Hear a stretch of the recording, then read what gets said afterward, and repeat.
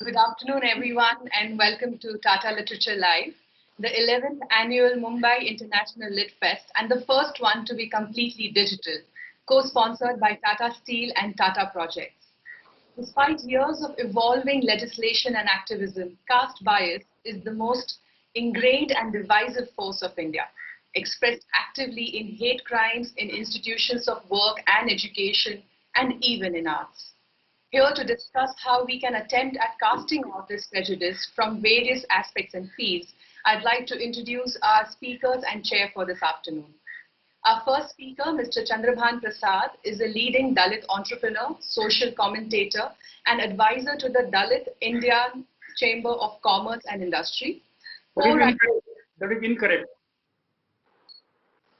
That is not the introduction that I sent to you. I see. Okay, sir.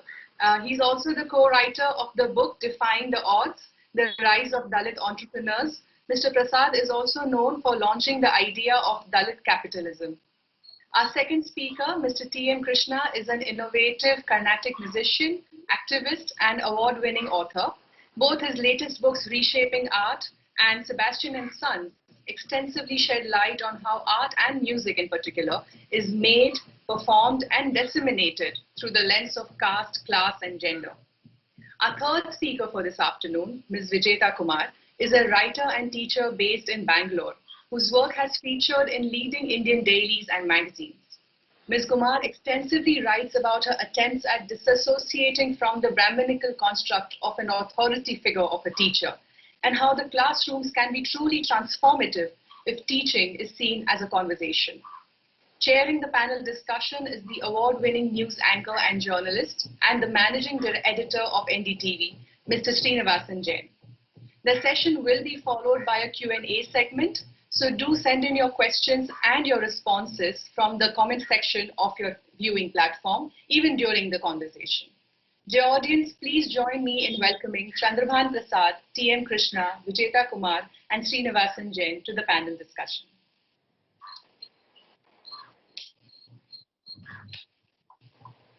Okay, thank you very much indeed for that, and thank you Tata Lit Live for having me and all of us on for what is actually a very important conversation at any time, but particularly now. Caste is one of those Indian phenomena which is, depending on where you're located in the public conversation, is everywhere and is nowhere. When I say it is nowhere, I mean, and again, I'm simplifying here because time is short and caste is a very vast and complex subject, as we know. When I say it is nowhere, I mean there is this constant narrative that one keeps running up against, that we are moving towards a caste-free society. We are moving towards a society where aspiration matters more than identity, and so on and so forth. And on the other hand, the reality, the lived reality of how caste and social discrimination works keeps coming up like an iceberg under the surface, or like a volcano that's simmering and that erupts from time to time. And there are countless examples of this, whether it is Una, whether it is Hathras, one can go on and on. This is not to say that there is a complete stasis. Like with all social phenomena, there is change, there is movement, which can also be forward movement. And we're seeing that there are newer forms in which marginalized groups are able to assert themselves. And we're also seeing how that is leading to new forms of backlash, whether it is prejudice, the full spectrum from prejudice to intimidation to outright violence. So it's important to have conversations like this to record and to bear witness and to examine the sort of, in a sense, the changed and the mutated forms in which caste and casteism and mobilization and assertion and prejudice are manifesting themselves. And so, we couldn't have asked for a better panel. Start by asking each of you, in a sense, to describe your own experience of the phenomenon of caste, and both from your own lived experience as well as how you see it playing out in Indian society today. So if I can just start with you, Chandrabhan Prasad. If you were to compare over a period of time, how you have yourself experienced the manner in which caste is playing itself out, what has changed, what has become better, what has become worse. Give us a sense.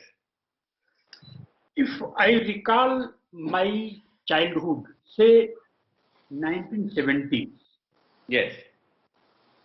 the society saw a good section of society had empathy for Dalits. Sirsa 1970. Empathy, right. Empathy. Hmm. Today, the same society has become jealous of Dalits. And people keep me asking, sometimes in flights, sometimes at airports, railway stations, in markets, that Mr. Prasad, that Dalit man, he drives a BMW and still you think he's a Dalit. And then people ask me, why should your child get reservation, Mr. Prasad, when you have made your place in this country? Why should Dalit children of Dalit IS officers become IS officers, their children become IS officers, and then again the cycle goes on and on. I just want to ask the Indian middle class, is there any study that shows that Mr. Chandra Prasad has made caste certificate for his children? Is there any study that shows that Dalit children of Dalit IS officers would definitely try for civil service? Is there any study? I have, on the other hand, I have enough information that a great number of Dalit youth, children of officers, are migrating to US and Britain for their education. Still, why is that? Because they think that the American universities, British universities are better place to study. But society thinks that no, that is not the case. They will be first trying for civil services because this is what has got stuck in the society, in the mind of society, that Dalit will be certainly trying his luck with civil services or with the job, government job, without any study or any evidence. And that's why I'm saying earlier people used to have sympathy. Now they're jealous of Dalit. Look, that Dalit is he flies. You know, I was once I was a board member of IM Lucknow. And board members would be given first class ticket. So I was coming from Lucknow to Delhi, and then somebody saw me, a journalist with a Hindi newspaper, and said, Mr. Prasad, are you sitting here or you will be coming to your seat that side? I said, no, I have the, I will be traveling. Mr. Prasad, you are a Dalit intellectual and you are flying first class. I said, I am very fond of flying first class whenever there is a free ticket. Otherwise, I go and sit in that cattle class. So the society is not able to cheer the Dalits that are rising. And that's why I keep saying, caste society cheers Dalits riding donkeys, fears Dalit riding horses. Right. Not saying this is what caste society today is. Okay. Vijeta Kumar, fascinating. Vijeta Kumar, from your own experience, because in the sphere of academia, academia is perceived to at least be a more progressive space. But what has been your own experience of how caste dynamics have played out, and especially over a period of time? I teach at an undergraduate college in Bangalore. Okay. And found that over the years, the assumption that a specific kind of writing requires a specific kind of grammar and a specific kind of control over the language is what I found fascinating. Because this is something I like to dismantle the moment I enter the classroom. That good writing doesn't necessarily mean good grammar. And you might have the perfect grammar, you might have the perfect control over English, but very often that's also something that produces a certain kind of dead, inactive kind of prose. But the moment I say this, there are students who feel very upset because what else is good writing if not good English and good grammar, right? Right. So I use this as an exercise to sort of get students to see that essentially good writing comes from unexpected places, and that just because there are lots of students in my classroom, for instance, who don't come from English speaking backgrounds, who come from families that have a lot of books or have literate parents. So something like this can be very powerful to as a Dalit student in the classroom. To hear this can be very reaffirming, because then we are trying to locate storytelling and writing and the capacity for writing in ordinariness, in something that doesn't require a kind of grammar that requires you to go to English medium schools and get. Right. So I've found that doing this is very empowering, and this has also sort of allowed me to look at my own stories in my own family, and the fact that when I went to school there was no one there to tell me these things meant that for the longest time I didn't see myself as a writer, because I thought to be able to write or to be able to call oneself a writer, one needs to look a certain way or be a certain way or have a certain kind of surname. And for me, teaching has primarily come to mean this. What I do in these classrooms is to bridge this idea between what is real for other people may not be real for you. What is you think is found only in news channels or newspapers is very real and very lived by many of the people in the classrooms. So yeah. Okay, and how would that be received by those who come from more of these privileged backgrounds? Do they begin to see or feel a greater empathy towards those who may be outside their own ecosystem? And in a wider sense, the question I really also wanted to ask you is that how do you witness from the vantage of being in the academic sphere how caste dynamics are playing out in academia, on campuses, between students, because we're also seeing an increasing assertion of mobilization by Dalit groups and Ambedkarite groups and campuses. Is there also some kind of a pushback, as Chandra Prasad was saying, that there's been a certain pushback in terms of those who now see Dalits doing well for themselves and saying once they were empathetic, now they're jealous. Are you seeing similar frictions on campus as well? Definitely. I mean, and in smaller pockets, but nevertheless very significant ones. Every time I even mention caste, it doesn't take very long for reservation to come. And I can time it. I would have said caste in like the second, and in the fourth second, one student could have said, "But what about reservation?" And I'm like, okay, reservation ko chhod do. That's not the only thing that people can talk about when they talk about caste. Can we talk about other things?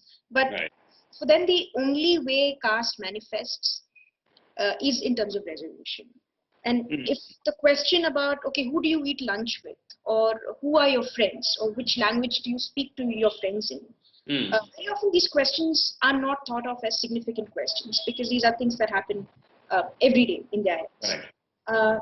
But more often than not, I've seen this resistance in classroom where you talk about caste and they talk about reservation. And this is mostly a tactic, I think, to not look at any other side of caste, as caste is not something that exists and affects the lives of many people, and not just in classrooms but outside the classrooms. But to answer your earlier question, there are two ways in which this is sort of looked at by the more privileged students in the classroom. One is that there is a definite empathy after a while. They begin to look at themselves as contributors to a system that they had no idea they were contributing to. Right.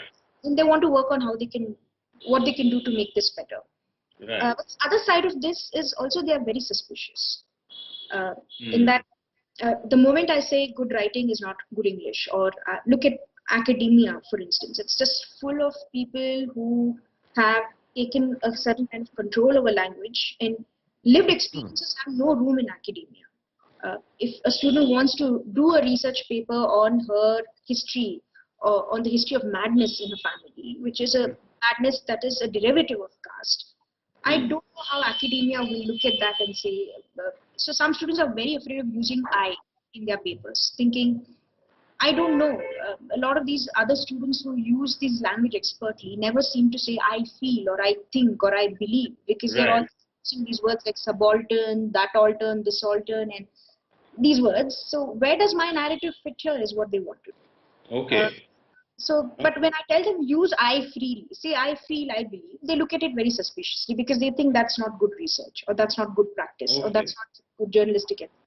Okay, interesting. Krishna, now, obviously you and both of us have the privilege of being from the so-called upper caste. So it's not so much about a lived experience, but in terms of what our own work and interests have done in terms of exposing us to these fault lines.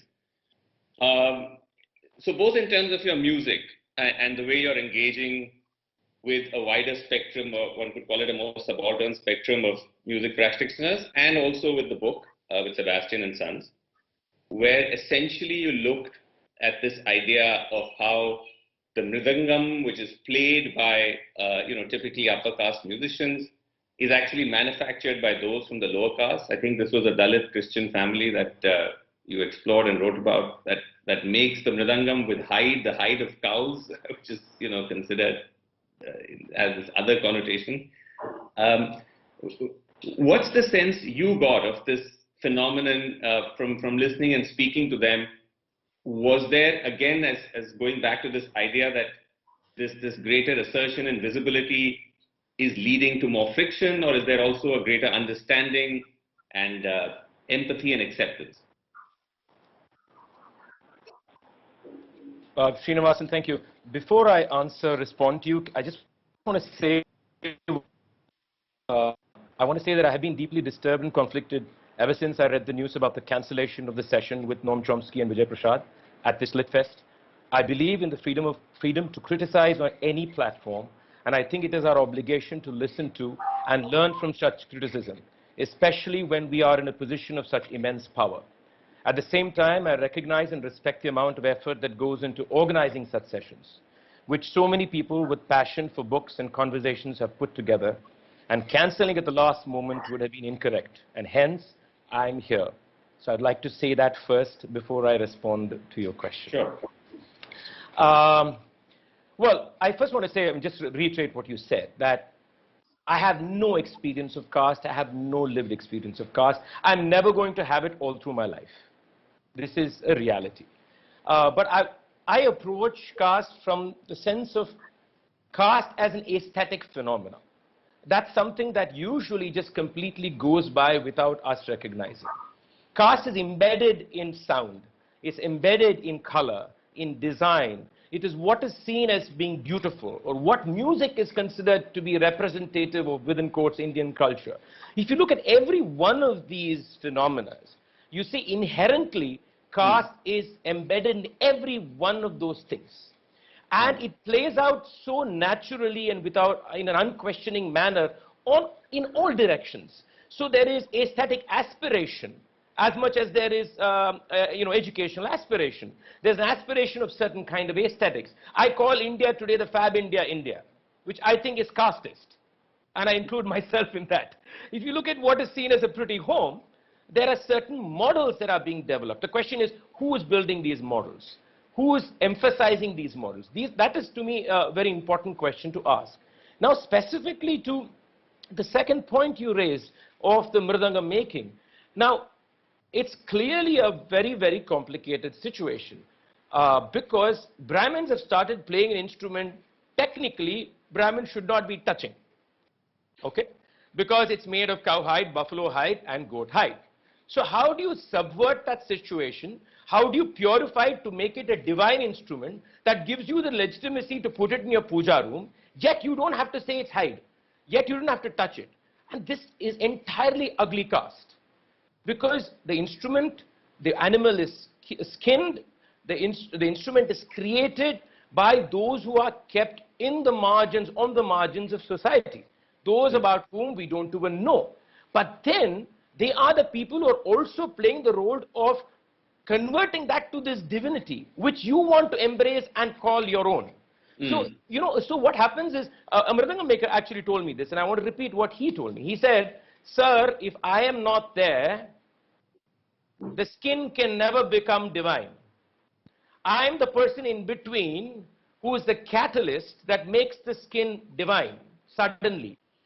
You take me away, it is still dirty, and I am the one who's in between, who suddenly can make you call it pure, divine, and say this is an exquisite experience, or say that I went to this transcendental moment listening to this artist. So this is the really, really ugly thing. Another thing that is important in this conversation is the caste in knowledge. I think that is something Vijeta also touched upon, lived experience as being knowledge. And here, who defines what is knowledge becomes a very important question.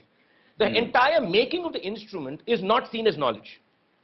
It is seen as just repetitive act of habit that people accidentally, figured out how to create sound. No, there is knowledge, there is understanding of texture, of skin, of technique of making, of selection of stone. So there's an entire knowledge system that has been built around the making of the instrument, which is also diminished. So you're diminishing the individual, the culture, the intellectual capacity, and everything, and then you are placing yourself in a position of such immense power and purity within quotes, and creating art. So therefore, to me, I enter this whole caste discourse from this creation of this sense of purity, this notion of aesthetics. What is beautiful is a question that we never ask, and I think in a lot of that question we find discrimination embedded.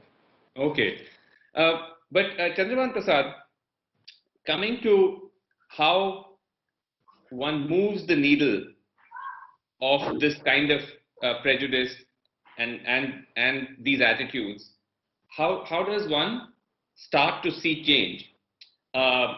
And again, the agency or the responsibility or the burden is obviously not necessarily on those who have to suffer the prejudice. It has to come from society. But from your point of view, as Vijeta was saying, that she found that in the classroom of sensitizing those who come from privilege about the use of language and putting that in the context of caste and of social backgrounds can lead to a certain empathy. What have you found in your own experience as examples where there can be a greater understanding from, as you say, the typical Indian middle class view about Dalits and about those from the lower caste? Your experience with being someone who's promoting Dalit entrepreneurship and businesses, Dalit businesses, has that led to any kind of shift in attitudes from the wider society? See, as far as I can see, 45, 50 years back, as I said, people were having some kind of empathy for Dalits. Slowly and slowly, there was a moderation taking place. Caste Hindus were resigned to the fact that India is a democracy, there is a constitution, and Dalits have their own rights, tribals have their own rights. Some moderation was taking place.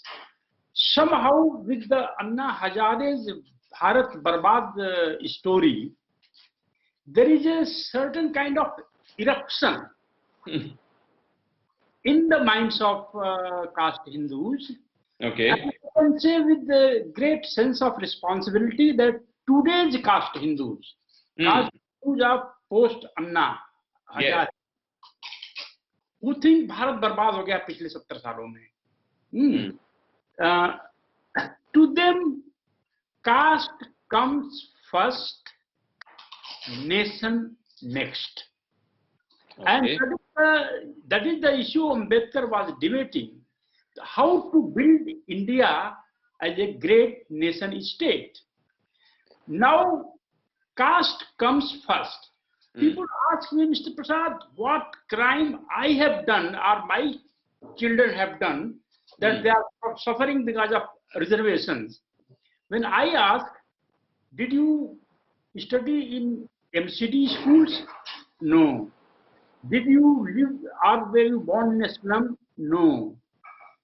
So people refuse, enlightened people refuse to accept the fact that things they have inherited in their life Yes. because of their caste. But once again, what about, but answer my question about the experiment of the Dalit entrepreneurs, businessmen, some of whom I understand are doing quite well.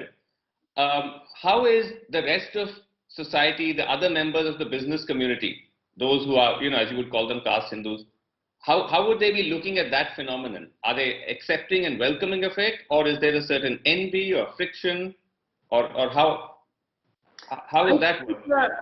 I think India's marketplace, business areas, factory areas are seem to be more liberated than any other area of India.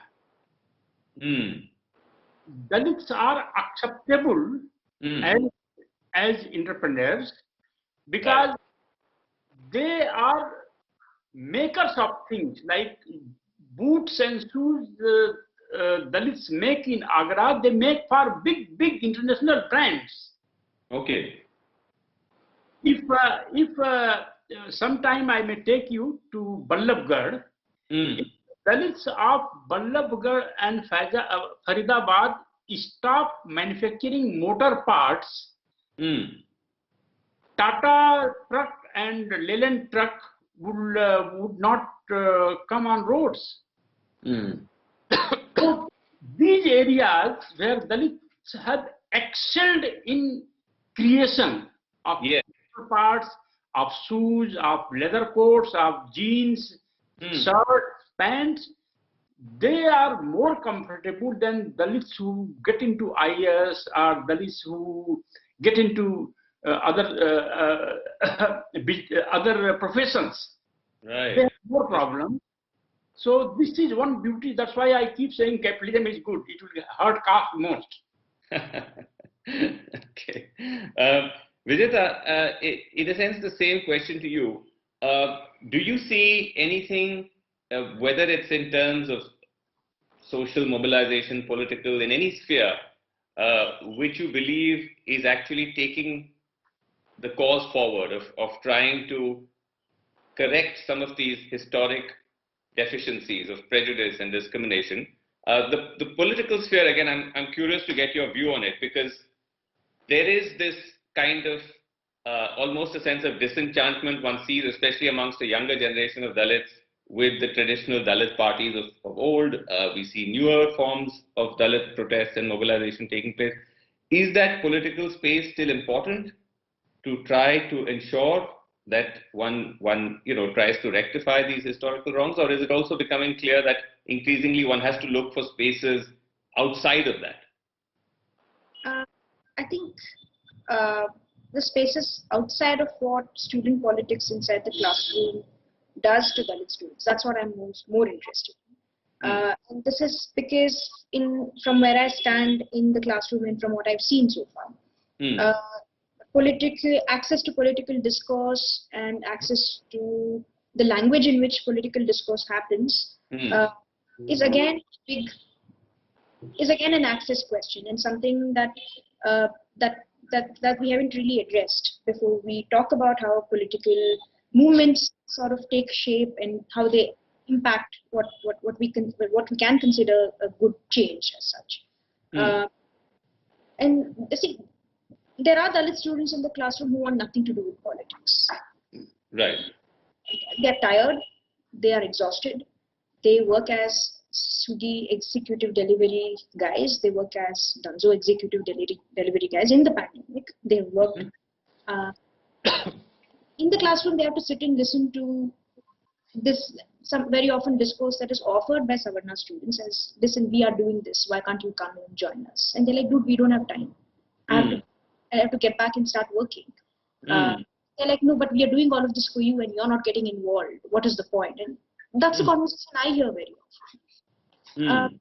And very often in this noise, what is missed is that, again, it's again an access to these spaces. Again, it's an access to this kind of language. And this kind of empathy only happens very late in the course. In the first years, it's too much noise, actually. And a kind of Savarna noise which sort of deafens. And it's not possible to have conversations in this kind of noise where it's, again, I've read Marx and I've become Marxist, and I've read this and I've become this, and I've read this and I've become that. So I only see this kind of language. And it takes a long time for students to settle down and say, okay, we are not looking at something. We are not looking at who we are doing this for. We are not looking at how many Dalit students we have who are mobilizing any kind of political thought. Right. When that enters the conversation, it shifts. But see, as of now, I find it more enticing to look at Dalit students who remain outside of politics but are doing fascinating things.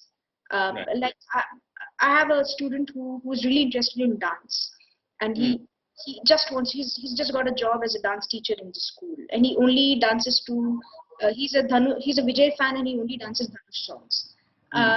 He's fascinated with dance and as a form, and he's picked up, and he's never participated in any of these student movements.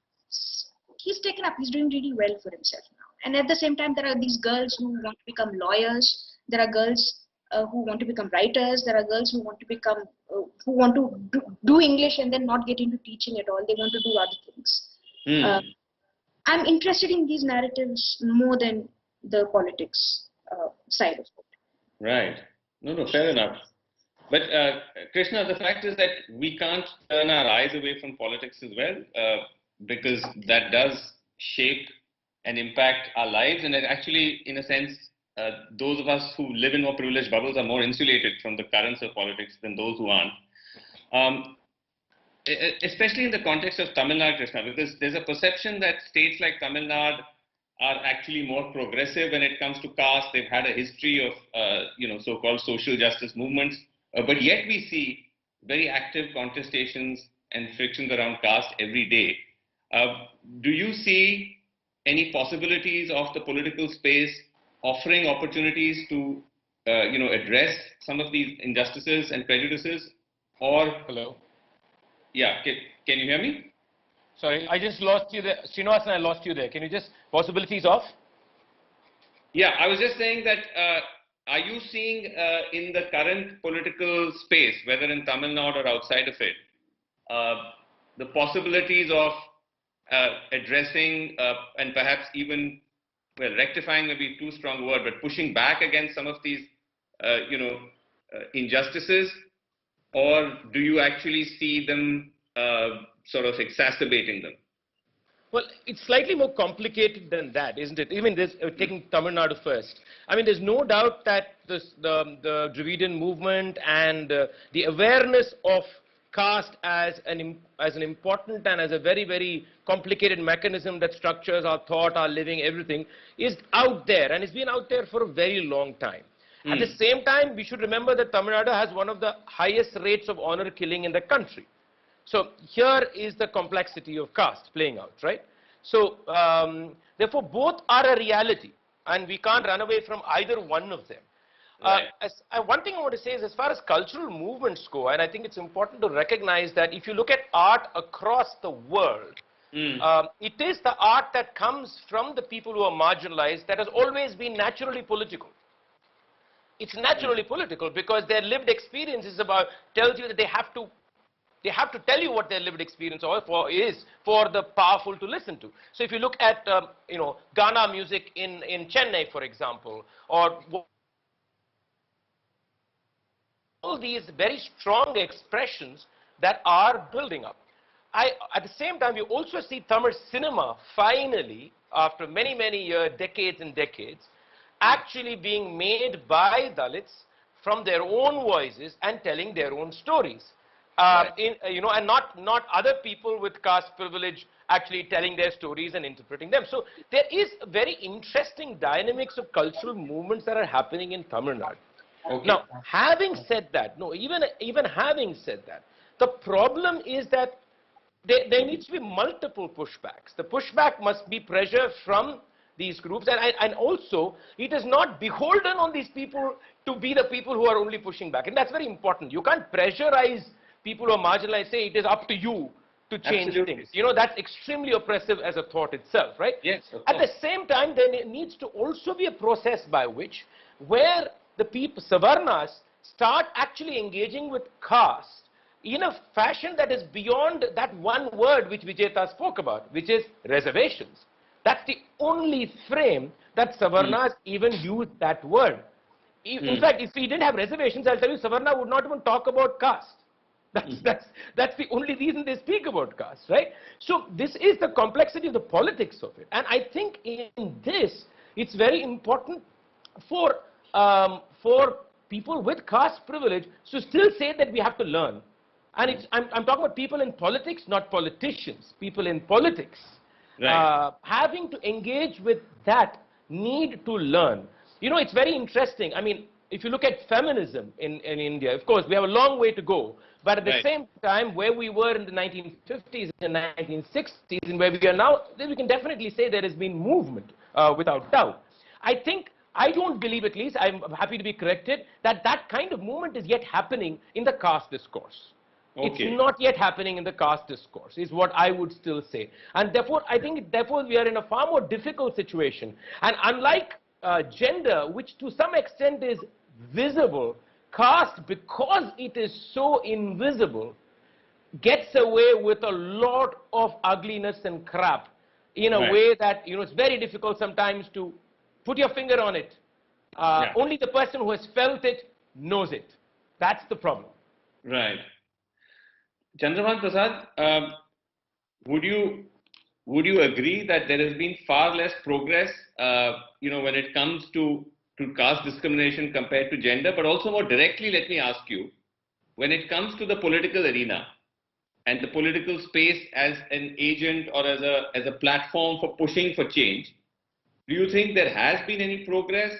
And do you think that, the sort of rising phenomenon where at least particularly 5-10 years ago you did see the sort of assertion or the growth of a party or a phenomenon like the BSP, did that lead to anything at all which moved the needle? Or is there a sense of disillusionment with these Dalit parties and Dalit leaders? And is there any political force that you see today where you think that they are sincerely committed to working for the interests of Dalits? Well, society has gained immensely from the political process. From entire North India, bullocks have disappeared completely.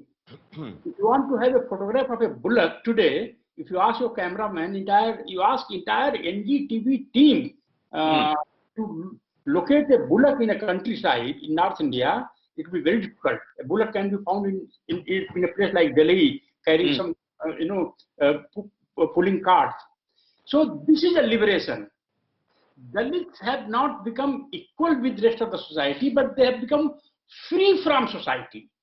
And that's the reason for the resentment. So the political process has done its job. Now it's economy, it's education. That will do the rest. That is capturing mathematics, physics, English. That is becoming data scientist in London and US. There are groups in Silicon Valley. Will be the first stage where non-political agencies will now play their role, because India's middle class, that is Savarna, is now too much is thinking too much about the past. You come with me in a village in eastern Uttar Pradesh and ask a 15-year grandchild of a landlord that did you have mango orchards? Yes, uncle, we had. How many trees you had? We had 150 trees. Which side was the mango orchard? It was this side. He will indicate you clearly who were working on your granddad's farm in this village. Which Dalit family? Uncle, this Dalit family were working for us. How does the child know this? Likewise, you ask a Dalit boy of the same age and ask, was there any mango orchard in the village? He said, no, never, I have never seen. Did your grandfather work for this landlord? No, nobody in our family has worked. So, caste society is trying to recall the past. And that's why Bharat Barbad ho gaya story sold so well. The entire middle class was glued to television channels and clapping Anna Hazare that Bharat Barbad ho gaya. You pick up any yardstick. Dalit freedom, Dalits are freer today than any part of India's known history. Dalits. But then, is there a bit of a contradiction there, Chandra? Because on one hand, you're saying that the political mobilization has done its job, it's time for society, etc. But something like Anna Hazare also came from, in a sense, a political space. And if you're saying that pushed this counter narrative, don't you surely still need political voices, progressive political voices, who will push back against that? And that's why I come to you that in today's spectrum, given that perhaps we do not see, or at least a section of society, particularly Dalits, may not see a force like BSP in that same way, that they are perhaps a progressive agent for change, do any of the other parties or leaders appear to be sincere about that, or is it still treating Dalits like vote banks? Well, Dalits are not now being treated vote bank today. Dalits have become a sort of burden for any political party.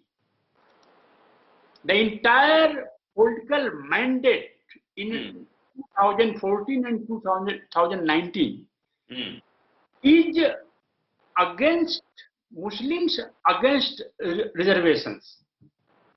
And I was your friend's web channel on the day of elections 2019. There were 4 BJP guys, BJP, Vishwandev Prasad, the RSS, Rakesh Sinha, this Sinha, that Sinha. I was asked about the mandate. I said, this is the mandate. And but that doesn't worry me anymore. I want to know, why are BJP spokespersons, RSS spokesperson, why are they angry when they have become a winner? Right. You engage with any Savarna man in northern India, in Delhi, Lucknow, Patna, and within 10 minutes of your conversation, the anger comes up. Yes. The entire Savarna is so angry, upset. Right. Benefiting from economic reforms and from other activities of the state. Right. Because they think, in my view, that they have achieved so many, but they have lost social control over people. Right. Yeah, I agree with you. Where one runs into this all the time, that even after you won, why are you still angry? But that's a separate conversation. I think, by the way, there's a certain strategy there. Anger is a great mobilizing force, and so you also have to manufacture anger, and you have to keep on going to quote unquote war against imaginary enemies. But I would love to keep going, but I'm told that we now have reached the Q&A phase, and we have just a short period of time to ask to get actually responses from all of you to the questions that are flooding in. So my request would be that we try to, we keep the answers as brief as possible, so we can try and take as many more questions that come in. So let me just start with the question that has come for you, Vijeta. This has come from Vinita Bhatia. Can you comment on the relationship between Dalit and non-Dalit teachers? Oh yeah, it's most interesting. Yeah, good question. I wanted to ask you that myself. So. These spaces are hard to penetrate in that, see, academia as a space itself is very hard for Dalits to enter and survive in. And when they do that, and if there are, let's say, I mean, achievements in academia again are very shaky in that you'll have to get your papers published, you have to have certain points, and you have to attend these conferences and things like that. When these achievements even slowly start unlocking, the pattern that follows is, the natural pattern this follows is not that, okay, she's writing or she's emerging. It's naturally, okay, who's doing her favors?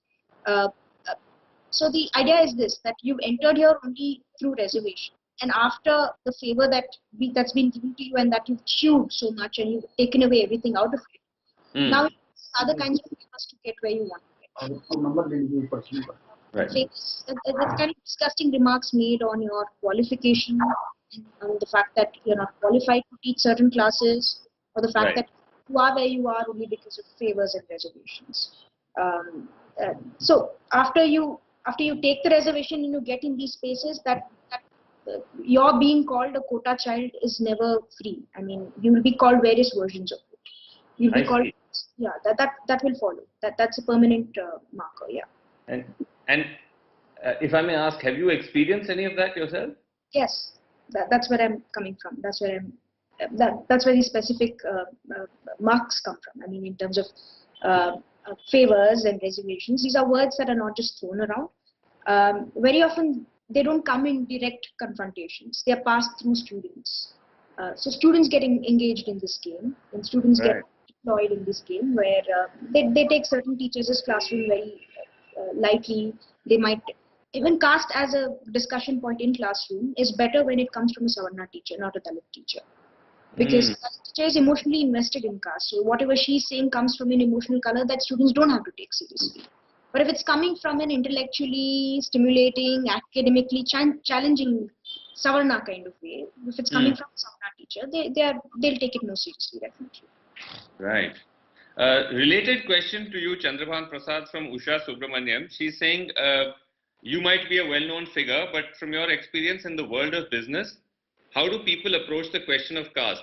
Do they try to find out what someone's caste is? Well, for a Dalit, it is not easy to hide his caste. They are generally known. People also want to know which caste you belong to. But if your product is good, as I said you, the business marketplace is more liberated in India than any other place. And if the Dalit is making a good product and price is competitive, I think he doesn't have much problem. Problem comes only when he needs big fund. Big fund and direct market access. For instance, Dalits make auto parts in Faridabad and in this belt. They don't have direct access to motor makers. Car makers. They sell it to somebody, and that somebody supplies to the end user. It is here Dalits lack that cultural capital, and therefore are slow in progress. Otherwise, caste is not as big a factor in marketplace as other places in this country. Okay, but do you still get asked about your caste? I mean, you're very well known, so I suppose in your case it may not be such an issue. But do you run into any other form of prejudice at all? This itself is a case of prejudice. When somebody asks me, why should your daughter, your son get reservation? Okay. Well, this is an that is the way the question gets asked. Okay. Society has this assumption that Dalit cannot move a step without state's help, without somebody's help. And therefore, Mr. Prasad or any Prasad of this country would definitely use a reservation for their fees. So this assumption itself is deeply psychologically worrying. Right. That's why I call it Dalit phobia. Okay. Sreenivasan, can I respond to Mr. Prasad? There's something curious I just respond to. Again, I don't have the experience he has, but yet I would, he said something interesting. He said that the marketplace is far better than the other places. But he also said something else. If the marketplace is taken as a place of economy only, right? As a place where you make money, you create a product and you make money, then what he said seems to negotiate that. But there is also this other angle of saying within the marketplace there are subdivisions of cultural spaces. The market is also a cultural space. So who is the for a cultural space? Which are those spaces that are negotiated? Those still are trapped in this, aren't they? I mean, Mr. Prasad, I would like to respond to this because I'm trying to understand this because in what you're saying is, direct access to say an ex-maker who is in the front line making business or something, to say a Savarna rather than a Dalit in terms of the relationship that is built, not just in terms of providing a product and the economy. Isn't there still a complexity over there? Yes, of course, and that's what I keep asking. See, people trust their caste more than their customers or than their suppliers. They think if I loan out 1 crore rupees to my caste man, money is likely to come back. If I loan out 1 crore to this Dalit fellow, he doesn't have relatives who are rich. He doesn't have financial connections. He doesn't know how to keep his books. He doesn't have a proper CA. So my money might not come back. So this cultural connects, the natural that, trust that this my relative, this my caste man will give back the money I am giving him. Yeah. Dalits don't have that cultural capital because they have just entered market after the birth of Dr. Manmohan Singh, his ideology, and Monte Singh Ahluwalia and Narasimha Rao. As far as I can see, 99% Dalit businesses have come after economic reforms, and we have published 5 magazines, 5 issues of Dalit Enterprise magazine, a 100-page magazine that profiles Dalit entrepreneurs, 100 Dalit-owned hospitals in Uttar Pradesh and Punjab, just 2 states, and healthcare is the greatest segment of business where highly educated Dalits are succeeding. Right. And this is something very interesting. Even the most casteist person in Hapur or in Lucknow would prefer going to a Dalit hospital than hospital of his own caste man. Right. There is a slowly there is a realization in the country that it will take at least 2-3 generations for Dalit doctors to get completely corrupted.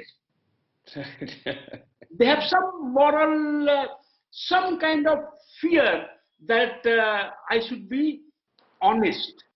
Right. Interesting.